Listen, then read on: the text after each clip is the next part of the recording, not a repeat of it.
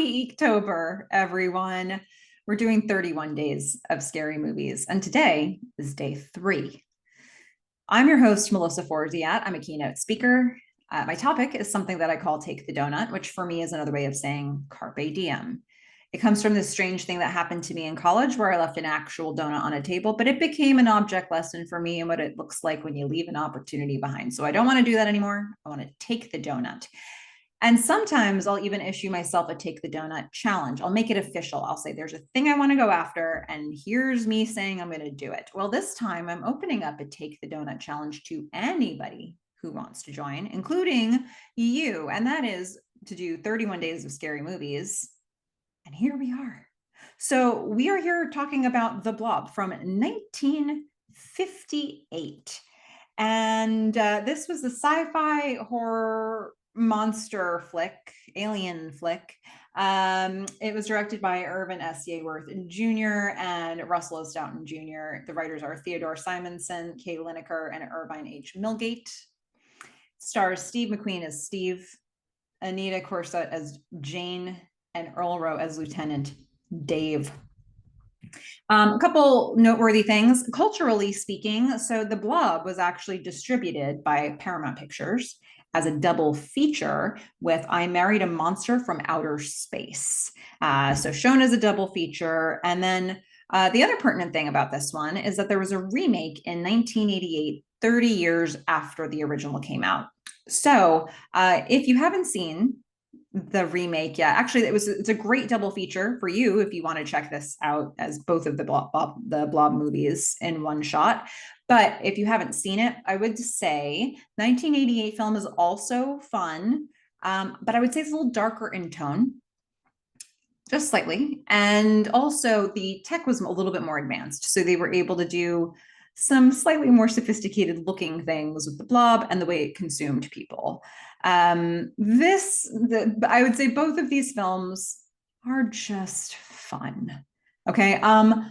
I put them just right into the B movie category. This is like a hangout film, like you go to a drive-in, you enjoy it kind of film. You see it in a theater with lots of people, you laugh at the screen. That's what I think of this as. I should say, if you haven't seen one of these yet, like I've watched so many horror movies in my life that I've become rather desensitized to them. So I'm not the best judge of if something is actually scary or not, but I'm pretty sure this is not that scary. I think it's a fun film, especially now. I think you can watch it and you can enjoy it. You can make fun of it. You can laugh. And, you know, it has some tension, but it's a little, like it's just a good time. And so the 1958 version is even more so that, and the 1988 version is a little bit darker. And it all kicks off with the theme song. When we open the film, we get this fun, like sort of like peppy, jazzy music. It's quite the bop that we begin with from the 5 blobs, which is really just one guy. And these fun sort of like growing blob graphics. Beware of the blob, it creeps and leaps. Anyway, so I mean, it sets the tone right from the beginning. You kind of know what you're in for when you see this intro. And then we are going to meet our 2 main characters right out of the gate, Steve and Jane. They're going to kiss. He's wishing on a shooting star. That's why he's brought her up to this make-out spot. No, he doesn't bring people up to make out with them. No, she's the first one. Oh, come on. No, he wouldn't bring people. No. This is where you see a shooting star. She's like, come on. He even tries to get it away with calling her Janie girl. And she's like, Jane. So she nips that in the bud. I'm liking her already. And so it's a good thing he brought her to this place where you can see a shooting star, because we are now going to see this giant red fireball flying through the sky and crash landing on Earth. And he kind of sees which direction it goes. Steve wants to investigate, and Jane's up for it too. So they get in the car and they're going to drive towards it. Now, it's going to take them a minute to drive there. So what else is happening at this time? Well, in the meantime, we're going to see an old man in a cabin. His dog is barking. His dog is feeling some bad vibes. Doesn't like the fact that something crash landed so close to them. So the man goes out to investigate. He's going to grab his lantern. He's going to bring it, and he finds a perfect crater in the ground, a relatively small crater, given the crash landing that we just saw. And inside the crater, there is a ball, like a hard ball that also has craters around it. And then he's going to poke the ball with a stick, and it's going to crack, and it's going to open. And inside the ball is another ball, but this time it's a ball of goo. And he's going to poke that with his stick. But this was a worse plan than the first thing he poked with the stick, because it's going to latch on. This ball of goo is going to latch onto that stick, and he's going to make the even more ill-informed decision to turn the stick upside down so that gravity is making the blobs just travel down the stick towards his hand. And he tries to change the direction of it, but not in time, because the blob is going to grab his hand. Just fully grabs his hand, and he's screaming. He can't get it off. He can't shake it off. There's nothing he can do to get this goo off of his hand. So he runs out into the street where Steve and Jane are driving. They're going to find him. They're just going to see him whimpering. They're going to put him in the car, bring him to the doctor. The doctor, Dr. Hallen, of course, who is about to leave for a trip. He's closing up. He's like, I got to go. He's turning off the lights. His assistant went home. And all of a sudden, Steve and Jane pull up with this guy whimpering with goo all over his hand. He's like, oh, okay, I'll open back up. I don't know what I'm going to do with this guy. I don't know what this situation is, but I'll see what I can do. So Steve's like, it's kind of like a blister. And then they take the blanket off of him, and it's like this much bigger version of what was on his hand before. And they're like, whoa, and they cover it back up again, because that's how you fix things.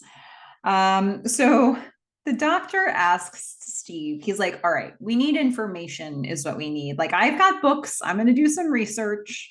I got some calls I can make, maybe phone a friend. But how about you do some research too? Go back to the site where you found him and see if you can find anybody that you can ask some questions to. So he was like, got it. Love having a plan. Thanks for giving me something I can do. So he says, and while you're doing that, as you leave, just shut off the lights. I don't want other people coming in to disturb me. I want to focus on this. Great. So that was all well and good.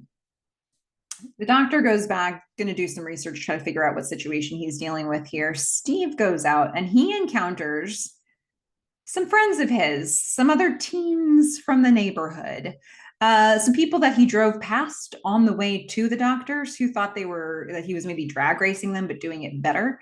And so they were like, no, this time we're really drag racing. So they stop him. Steve's got important things to do. But does Steve remember that right now? No. Jane must be in this car like these guys. Steve's like, oh, you think I'm racing you? Okay, let's race. Let's race. That seems important. That seems like the most important thing happening tonight. Yeah, let's race. Let's race backwards. Let's do that. That's the best thing I can think of to do right now. Sure. So they're gonna race backwards and get pulled over by a cop. They're gonna get pulled over by Lieutenant Dave, who's like, you guys and you're racing.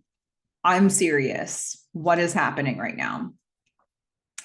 So Lieutenant Dave is, these kids always getting up to shenanigans, not inclined to believe them. And so, Steve's going to do his very best to wiggle his way out of this situation, which he does. He gets off, he gets out of it without getting arrested. That's good. Lieutenant Dave lets him go. And then Steve's going to run back into his friends who were waiting for him. They're like, oh, you got in trouble. Can we tell you about the time we got in trouble? Things are so dangerous around here. Steve's like, oh my God, that's right. I had something I was doing before all this. I need to go. They're like, okay, do you want to come with us to the movies? He's like, no, I've got a more important thing related to goo on a hand. So that's the latest. The first in the line of people who are not going to be interested in anything Steve has to say. so there's that. Okay, so we're going to go back to the doctor because we need to up the stakes here. The stakes are not high enough yet. He inspects his patient. The blob has grown. It's basically like fully on his arm and it's breathing, it's pulsing.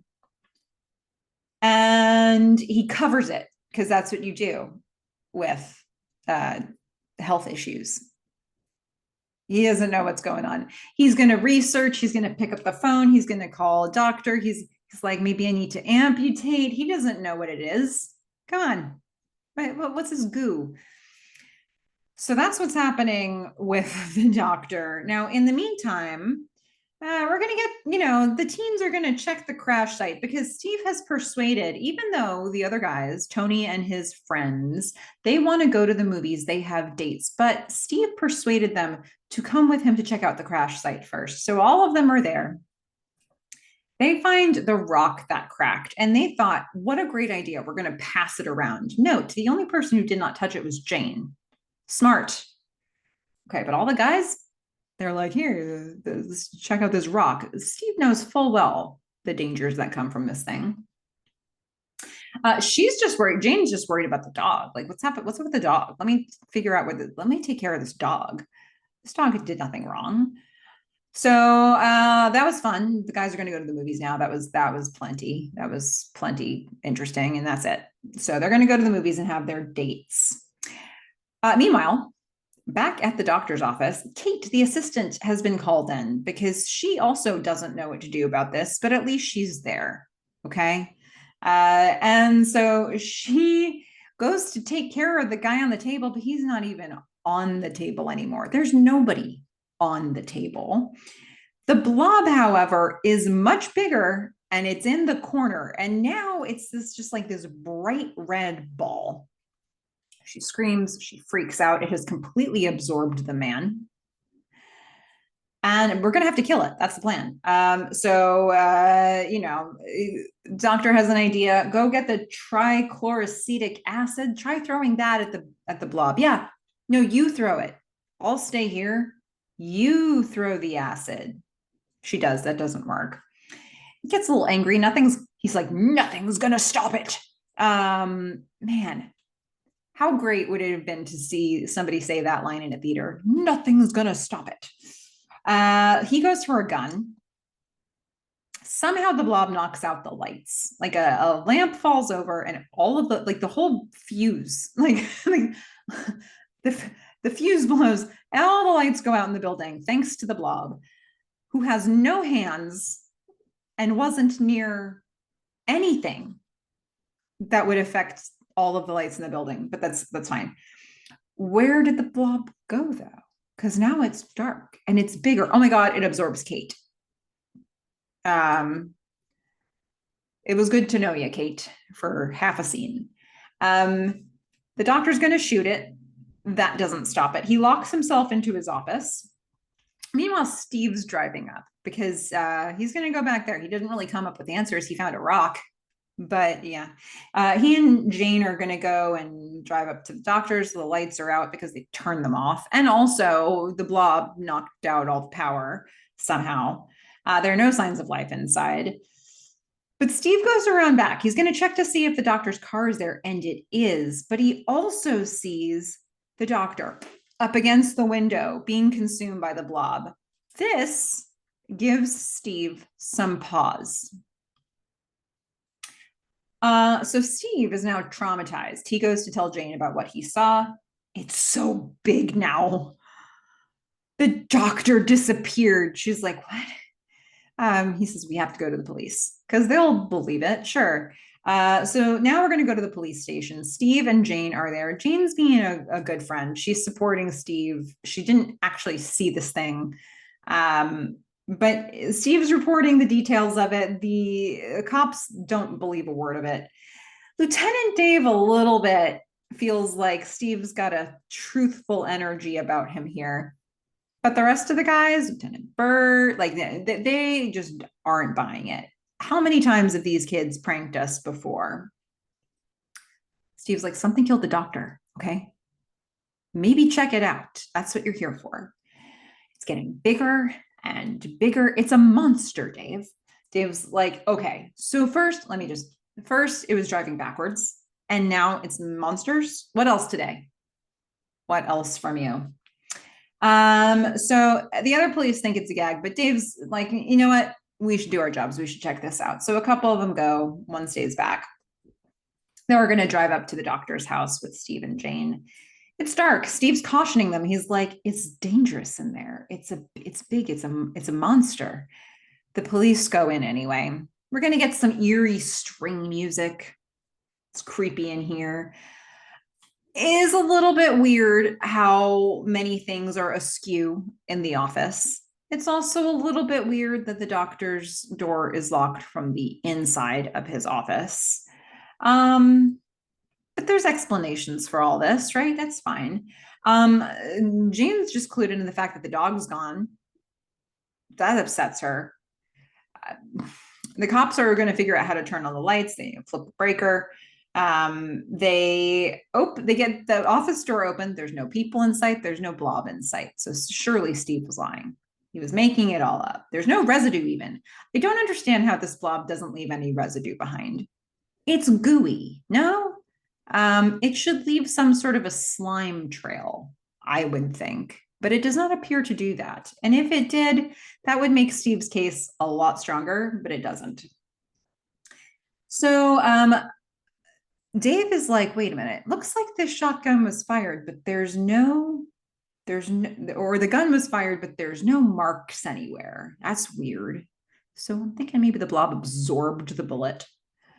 Officer Jim has just full on decided. Bertie thinks, the kids are pranking them.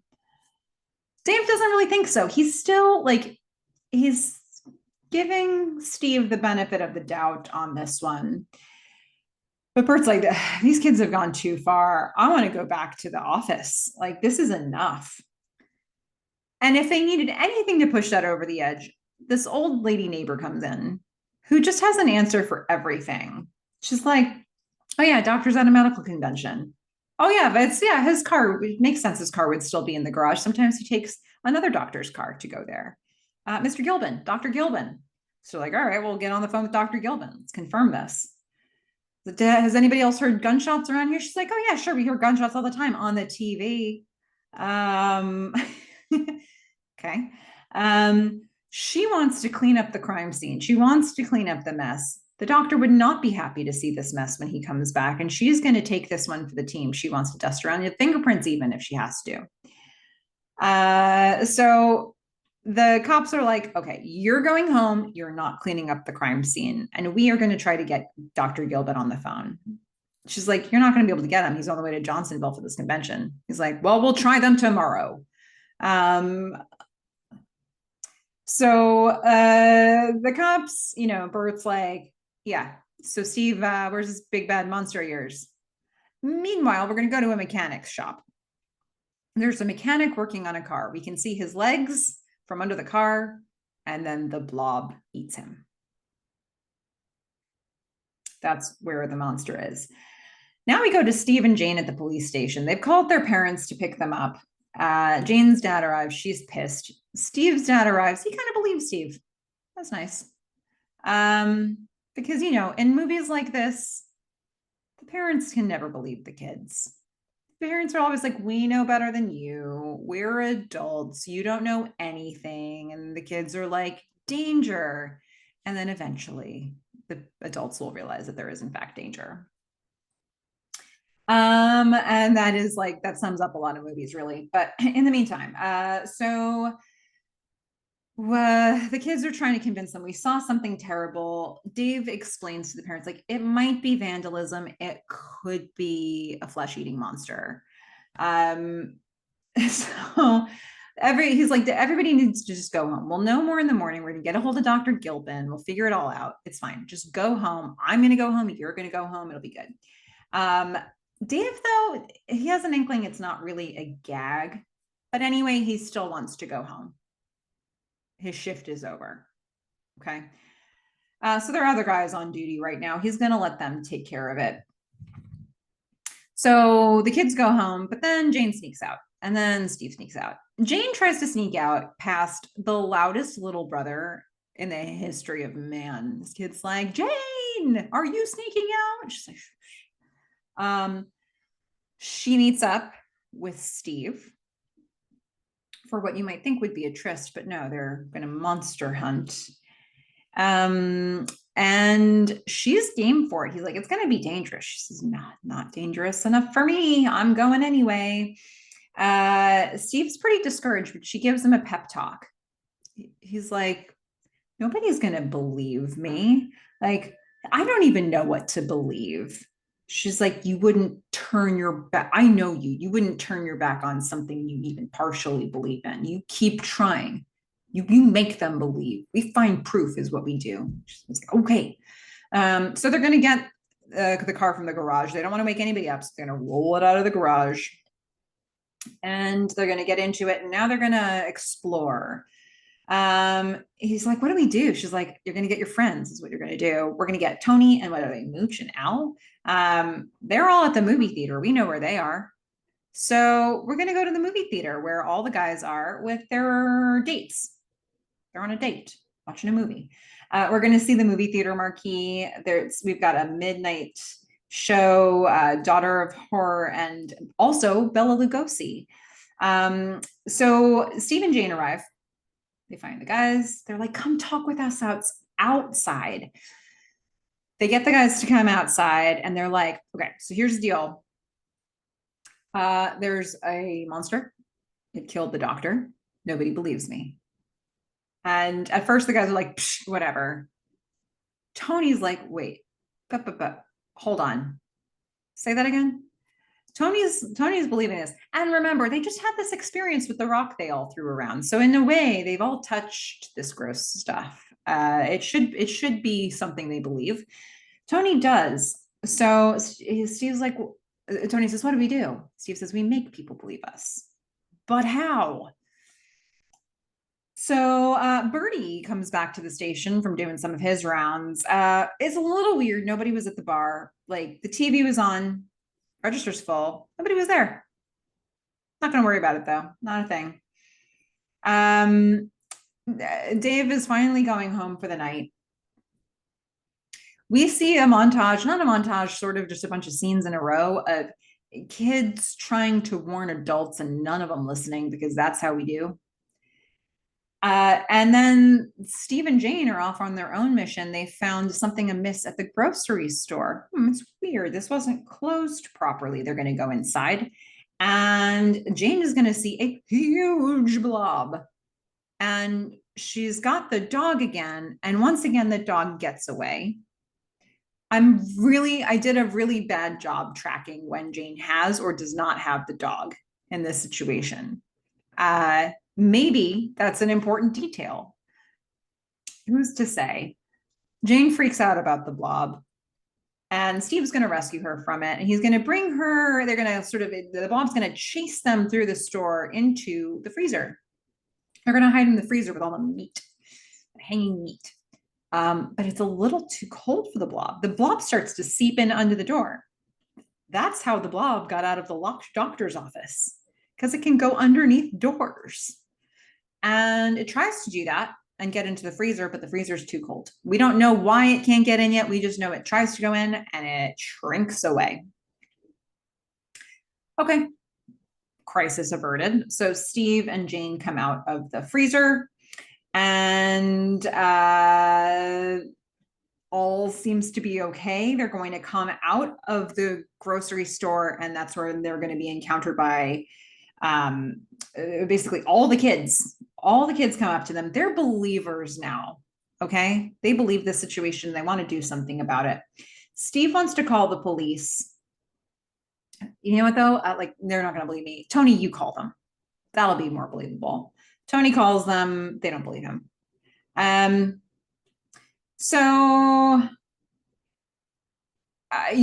cops continue to think this whole thing is a prank.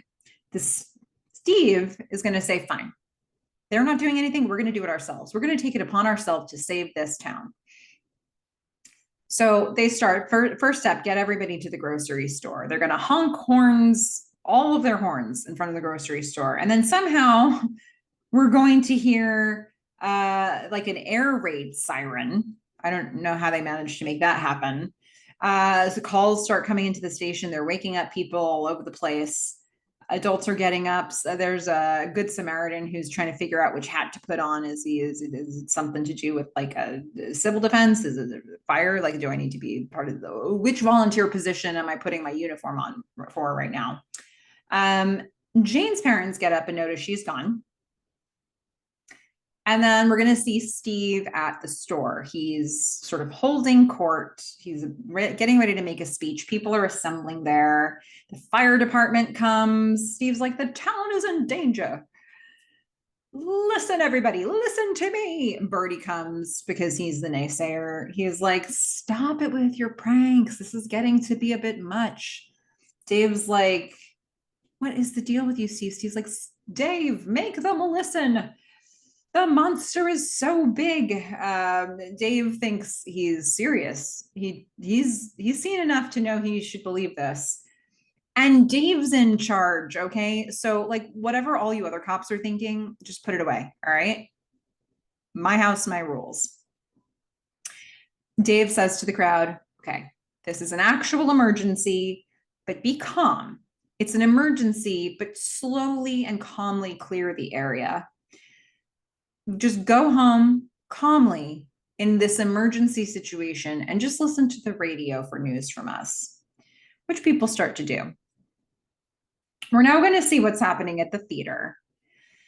Kids are watching a movie while the blob seeps into the projector room through the vent and consumes the guy running the projector.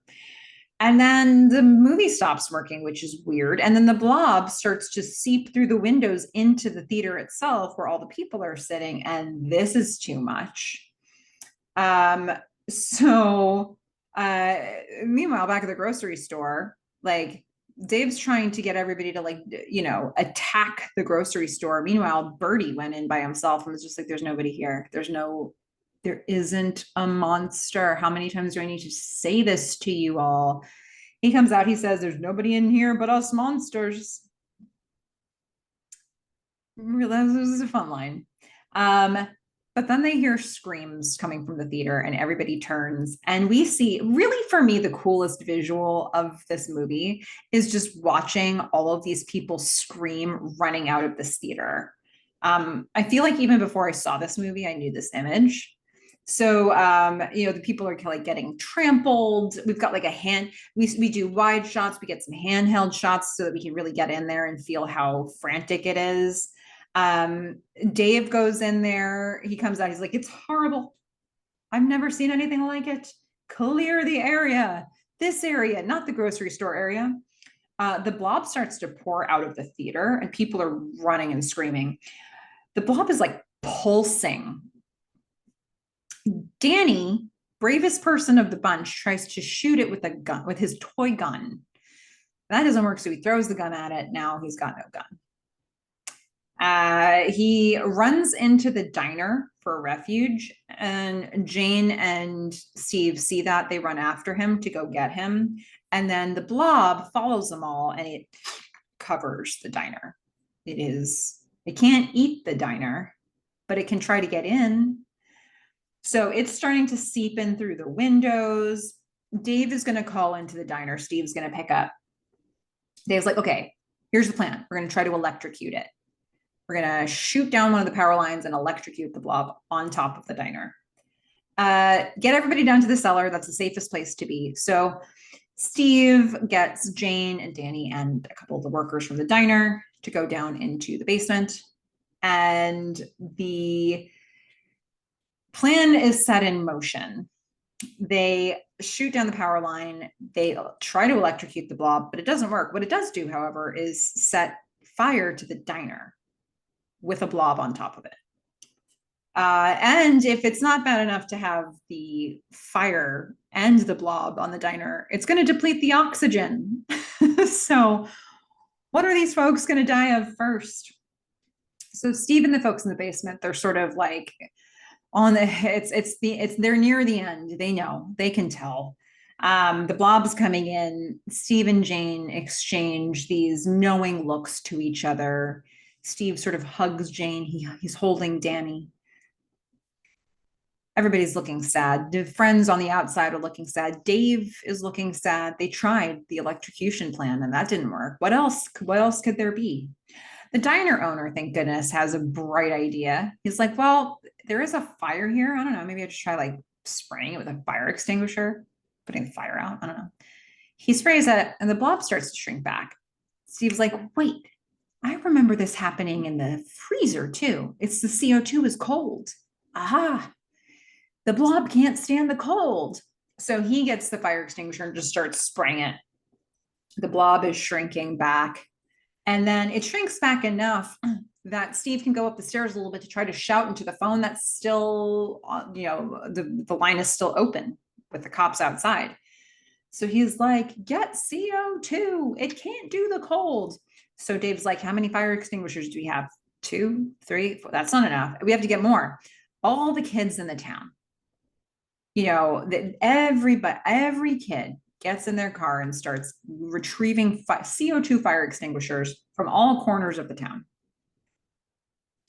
And they all start spraying it and the blob shrinks. Meanwhile, Dave is on the phone with the Air Force, the government. He's like, what do I do about this? I can't explode it. Then there'll be more blobs. I can't do this. Like, you guys aren't listening to me. Like, nobody understands. Dave would like to freeze this thing solid. He thinks that's the only way forward. He thinks we freeze it solid here, we transport it to Antarctica, done. Meanwhile, the blob has shrunk back enough from the diner that all of the people who were trapped there escape, including Jane and Steve. And the Air Force is coming in to fly this thing to the Arctic. It's because it's not dead. It's just frozen. It can't be killed, but at least we got it stopped. And I love that at the end of this film, we get a the end. Let me get a question mark. Because do we? Is it the end? I like that they didn't, as far as I know, I like that they didn't just like make a sequel to this straight away. Correct me if I'm wrong on that. I like the open-endedness of it. I like the fact that they just went for the remake 30 years later. But I mean, come on, what a fun movie. There's so many lines in this film where I feel like I can imagine a theater full of people or an outdoor theater full of people watching this, and then some character comes on saying bah, bah, bah, bah, bah, bah, and then everybody just cracks up. I love it. I love just seeing how fake and fun the blob is, and that it just consumes people, and then it can shut off lights with its non-existent arms and fingers.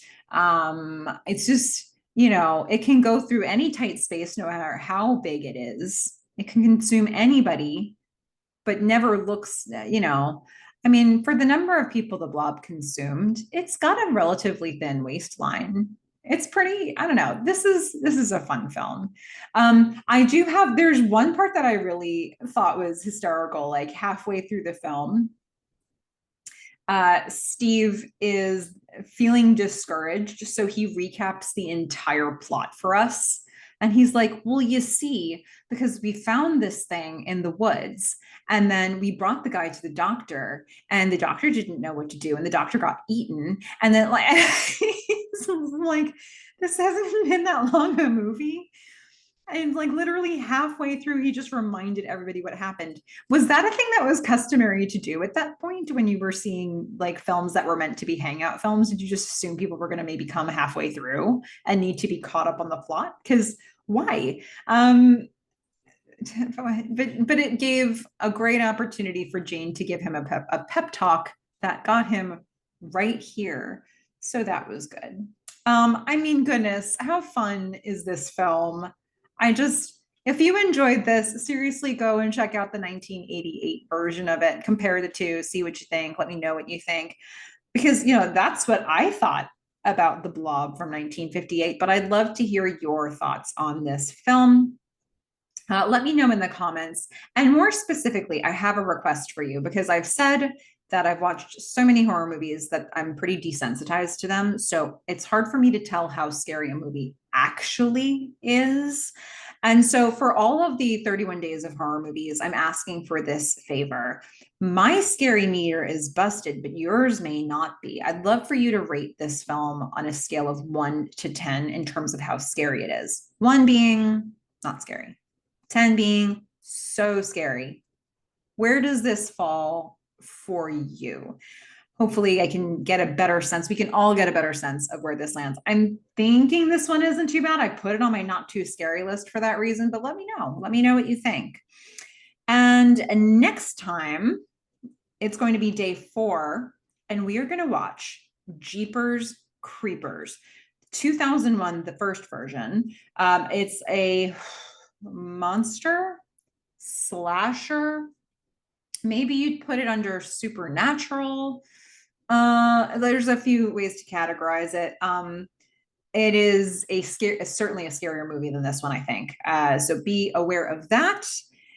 And I hope that you'll join me and you'll enjoy this film with me. And hey, happy EEKtober, everybody. Get spooky, get donuts.